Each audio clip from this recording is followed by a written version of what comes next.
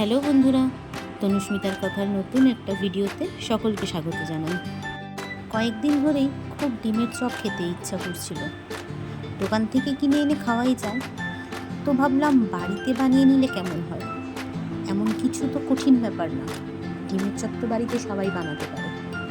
তাই আমিও একটু বানিয়ে নিলাম আমার মতো করে। সেই রেসিপিটাই তোমাদের সাথে একটু শেয়ার করলাম। নতুনত্ব কিছু নেই, সবাই যেভাবে করে আমিও করেছি।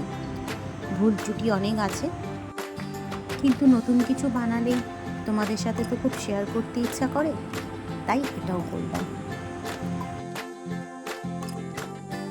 কি কি আছে সবটাই পরিষ্কার করে ভিডিও করা। চলো দেখে নেওয়া যাক ডিমের চপ।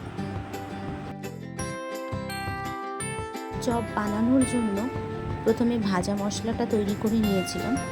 তারপর পুরের জন্য পেঁয়াজ, আদা, রসুন কুচিয়ে নিয়েছি। বেটে দিলেও হতো, কিন্তু আমি কুচিয়ে নিয়েছিলাম, এটা আমার পছন্দ। আর যা যা গুঁড়ো মশলা লাগবে সেগুলো তো দেখতেই পেলে। আলুটা আমি আগেই সিদ্ধ করে ঠান্ডা করে নিয়েছিলাম।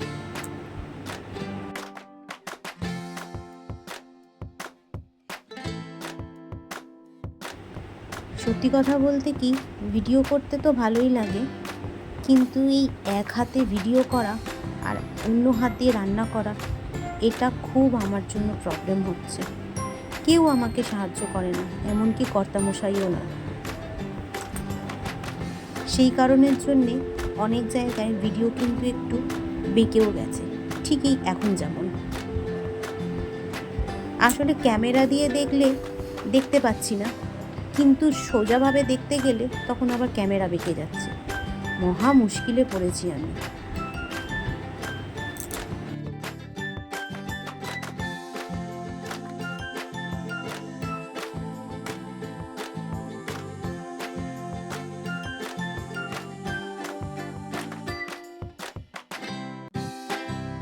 চপের পুরটা দেখে এখনই আমার খেতে ইচ্ছা করছে। চলো পুর তৈরি, ওপর থেকে দিয়ে দিলাম ভাজা মশলা। মোটামুটি পুরটা তৈরি হয়ে গেলেই অর্ধেক কাজ প্রায় শেষ। এবার বাকি শুধু তৈরি করে ভাজার অপেক্ষা। এই এগ বয়লারগুলোতে কিন্তু ডিম ভালো সিদ্ধ হয়। গ্যাসে বসিয়ে ডিম সিদ্ধ করতে চাইলে অনেক সময় ডিম ফেটে গেলেও যেতে পারে, কিন্তু এখানে একদম ফাটে না, খুব সুন্দর সিদ্ধ হয়।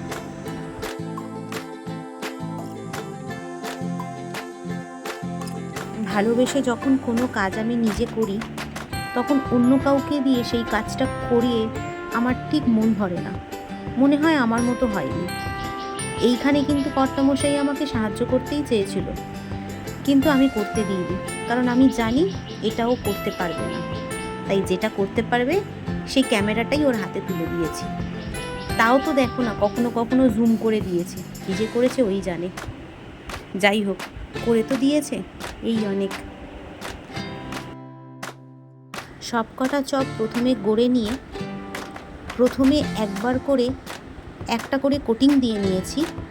তারপর সেগুলোকে কিছুক্ষণ রেস্ট রেখে আবার ডাবল কোটিং দিয়েছি। সিঙ্গেল কোটিংয়ে ঠিক মচমচে হয় না, আর আমি ডাবল কোটিংটা পছন্দ করি, তাই জন্যই দিয়েছি। বেশ দোকানের মতো ক্রিস্পি হবে। এখানে আমার ভিডিওটা আমার ভাগ্নি করে দিয়েছে।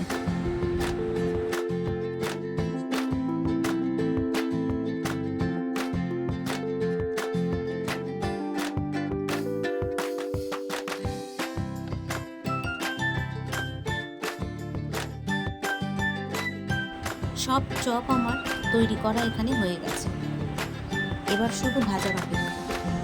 তার জন্য আমি তেলও গরম করতে বসিয়ে দিয়েছি। এক এক করে ভেজে নিচ্ছি, কিন্তু এত কষ্ট করে বানালাম, কেন যে চপগুলো ভেঙে যাচ্ছিল সে রহস্য আমি উদ্ধার করতে পারলাম না। ভীষণ খারাপ লাগছিল, কি আর করা যাবে। চলো কর্তামশাই কি রিভিউ দেয় দেখে নিই।